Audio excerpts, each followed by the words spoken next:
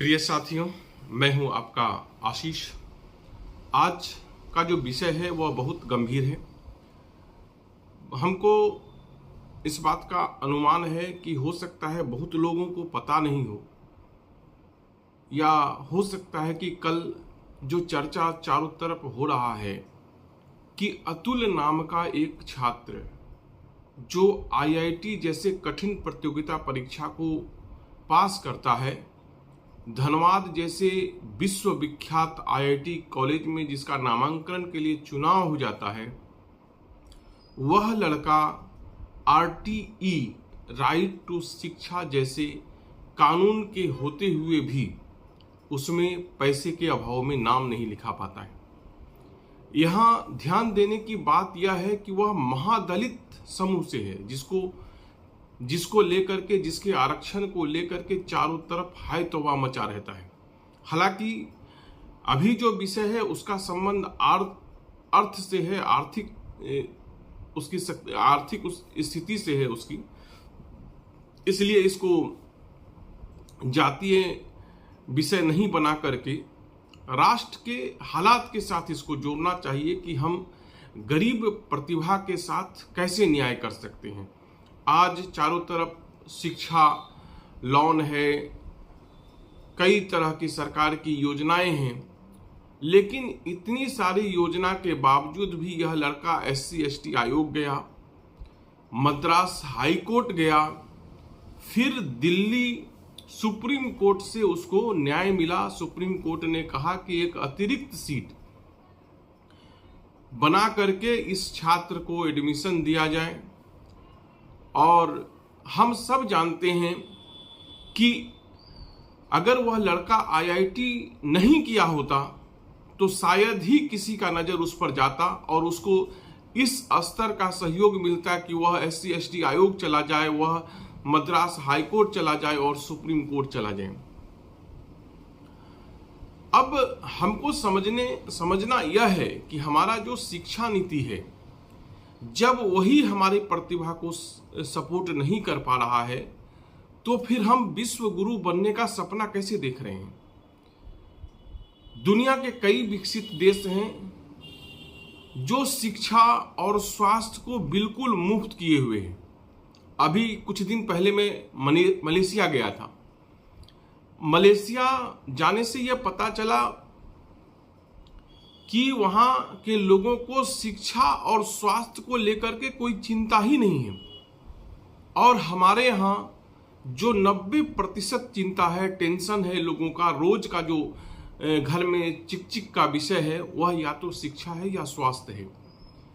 कहीं बुजुर्ग माता पिता बेड पर पड़े हुए हैं, कहीं किसी को असाध्य रोग हो गया है, और किसी के घर में जो सबसे बड़ा बीमारी है, अगर कोई पढ़ने लिखने वाला बच्चा अतुल के जैसा पैदा हो गया तो वह कितना बड़ा संकट खड़ा कर सकता है। उसका सामना उसके पिता को कैसे करना पड़ा होगा, वह सोचिए कैसे तिल तिल मर रहा होगा। यह कहानी 24 जून का है। 24 जून को उसको 17,000 रुपया शाम के 5 बजे तक धनबाद आईआईटी को जमा कर देना था। वह उस समय तक वह पैसा जमा नहीं कर पाया। हालांकि उसका कहना है कि हम अपने आसपास के चिन्ह परिचित के लोग हैं, उनसे 17,000 रुपया, इतना बड़ा अमाउंट, 17,000 करोड़ नहीं है साथियों, 17,000 रुपया है।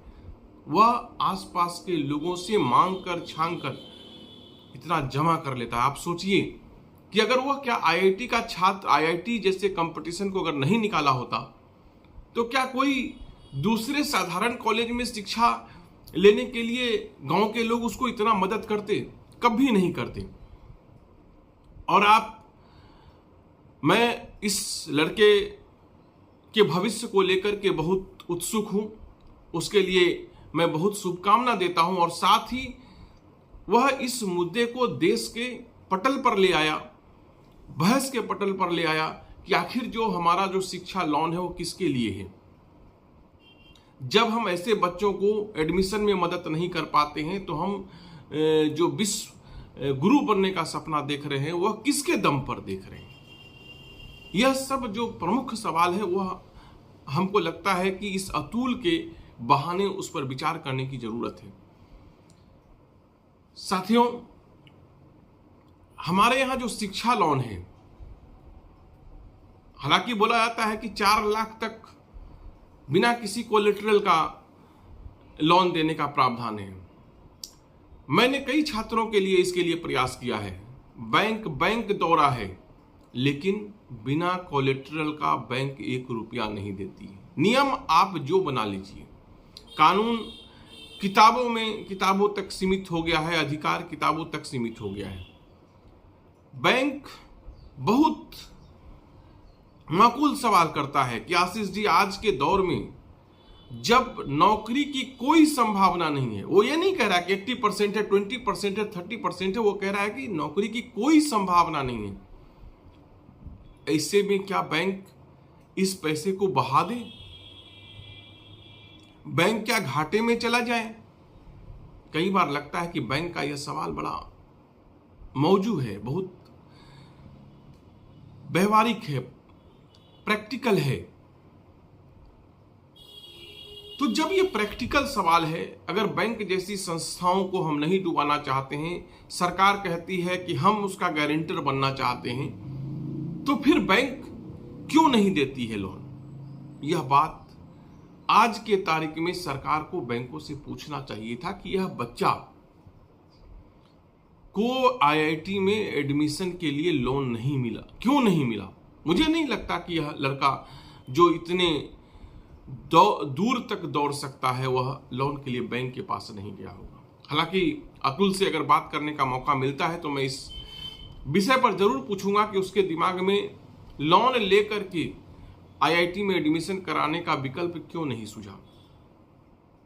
हो सकता है आज के परिदृश्य में जब नौकरी की कोई संभावना नहीं है, तो वह सोचा होगा कि जो बाप किसी तरह से अपना पेट काट करके उसको यहाँ तक ले आया है, कल दिन ऐसा नहीं हो कि हमको नौकरी नहीं मिले और जो घर द्वार है भी कि नहीं है भगवान जाने, वह सब बिक जाए और हम अपने घर का प्रगति का साधन नहीं बन करके उसका विनाश का हम साधन बन जाए, उसकी समस्या बन जाए। हो सकता है यह उस बच्चे के दिमाग में आया होगा। और यही बात आज मेरे दिमाग में भी है कि जब शिक्षा के लिए हम लोन देते हैं, जब हमारे यहाँ नियोजन की प्रतिशत इतना कम है, तो ऐसे में उन बच्चों का क्या होगा जो लोन लिए हैं और आज के तारीख में उनको नौकरी नहीं मिला है, उनकी संपत्ति, क्योंकि आज के तारीख में आप भी जानते हैं कि 4 लाख रुपये फीस में किसी का कोई शिक्षा नहीं हो सकता है। आज सामान्य बीए का भी अच्छा कोर्स करने के लिए अगर आप पूरा लगन, मेहनत और गंभीरता से अगर कोई कोर्स करना चाहते हैं, तो आपको भी पता है कि 4 लाख रुपया में आप बीए का सामान्य कोर्स आप नहीं कर पाइएगा, जिससे कि दुनियावी प्रतियोगिता में आप पार्टिसिपेट कर पाइए, उसमें भागी बन पाइए। जब लाख, 20 लाख, 25 लाख जब हम आईआईटी जैसे संस्थाओं का फीस तय कर रहे हैं, तो हमको समझना होगा कि ये 20 से 25 लाख रुपया बच्चे कहां से लाएंगे जिनको नौकरी नहीं मिला है। मैं तो सरकार को इस प्लेटफॉर्म और अतुल के बहाने हम यह मांग करना चाहेंगे कि लोन आप सबको दीजिए। माँ बाप पर कोई भी बच्चा बोझ नहीं बने। कम से कम जो आगे की शिक्षा का है, आप 8 तक का, 10 तक का जो आरटी, जो कांग्रेस के द्वारा पारित कानून है, उसके द्वारा आप मजबूर होकर के निःशुल्क शिक्षा देने के लिए आप बाध्य हैं। तो यह मत कीजिए कि 8 तक का पैसा जो है उसके बाद शिक्षा ग्रहण करने के लिए जो लोग अपराधी हैं उनसे आप वसूल लीजिए। हमारे छात्रों को, हमारे शिक्षा ग्राहियों को अपराधी मत बनाइए, उनको अपराधियों की तरह उनसे ट्रीट मत कीजिए कि जो तुम 8 क्लास तक का फ्री शिक्षा प्राप्त किए हुए हो, उसका वसूली हम सिर्फ तुम्हारा ही फीस का वसूली नहीं करेंगे। देश के जितने बच्चे 8 क्लास तक फ्री आरटी के तहत जो लोग फ्री शिक्षा प्राप्त किया है, सबका फीस हम तुमसे वसूलेंगे। सरकार को उस नीति से खुद को बाहर निकालना चाहिए। सरकार को यह सोचना चाहिए कि जब तक हम विश्व शिष्य नहीं बनेंगे, दुनिया से हम सीखने की शक्ति नहीं विकसित करेंगे, हम अपने छात्र जो सीखने के लिए उत्सुक हैं, जो हर तरह के बैरियर को पार करके यहाँ तक का दूरी तय करते हैं, अतुल जैसे छात्र जो है आईआईटी जैसे कंपटीशन को क्रैक करके आते हैं, जब हम उनके लिए कोई रेड कालीन नहीं बिछा पाते हैं, तो उन छात्रों के लिए हमारे मन में क्या सोच है जो आज क ख सीखने का प्रयास कर रहे हैं। साथियों, आप सब अतुल के बहाने इस विषय को एक मुहिम के तहत छेड़िए कि आप अगर लोन देते हैं तो लोन की वसूली उसी कंडीशन में हो, उसी शर्त में हो जब बच्चा को नौकरी लग जाए।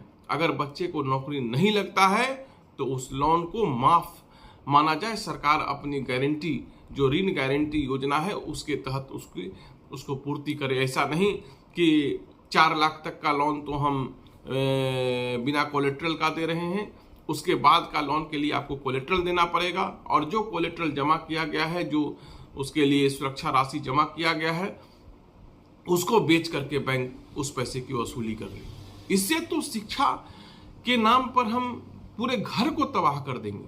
उस घर से जुड़े हुए परिवार के सदस्य हैं उनको तबाह कर देंगे। हो सकता है कि एक बच्चे को पढ़ाने के लिए जो लोन पिता लिया होगा, उसकी भरपाई के लिए वो अपने बाकी के बच्चों को नहीं पढ़ा पाए। हो सकता है कि उसके लोन को चुकाने के लिए आने वाले पीढ़ी नहीं पढ़ाई कर पाए।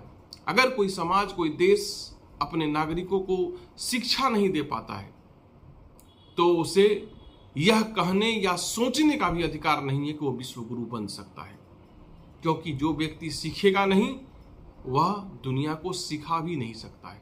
यह एक सच्चाई है। इसे हमारे देश को और जो हमारे विश्व गुरु माफिक जो हमारे नेता हैं उनको स्वीकार करने की जरूरत है कि अतुल देश की संभावना है, अतुल देश का भविष्य। और याद रखिएगा कि आईआईटी जैसे संस्थानों से अब्दुल कलाम आज़ाद और अभी जो आपके इसरो के जो चेयरमैन हैं, भारत के बड़े बड़े संस्थानों में जितने भी इंजीनियर काम करते हैं, दुर्भाग्य से हमारे किसी भी बड़े शैक्षणिक संस्थान के छात्र नहीं। तो हम इन छात्रों को कैसे डेवलप कर रहे हैं, क्योंकि आईआईटी ही तो हर कुछ नहीं है भारत के लिए। वो स्कूल भी है जहां पर बच्चे के माता पिता खाना नहीं खिला पाते हैं, खाना खाने के लिए केवल एमडीएम के भोजन के व्यवस्था के कारण वह अपने बच्चों को स्कूल में भेज रहे हैं, शिक्षा के कारण नहीं भेज रहे। जब तक हम बाप को शिक्षा देने के काबिल नहीं बनाएंगे तब तक न हम देश के नागरिकों में स्वाभिमान भर पाएंगे और न ही उसके बच्चे को शिक्षित बना पाएंगे। क्योंकि जो करंट आवश्यकता है, जो तत्कालीन आवश्यकता है, वह भविष्य के सारे संभावनाओं को समाप्त कर देता है।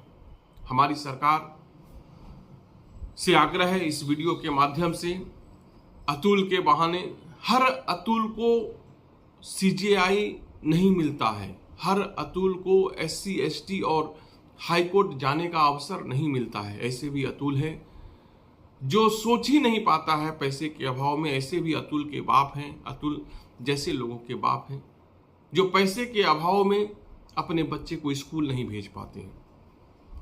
ऐसे भी अतुल के पिता हैं जो कर्ज नहीं चुका पाने की संभावना के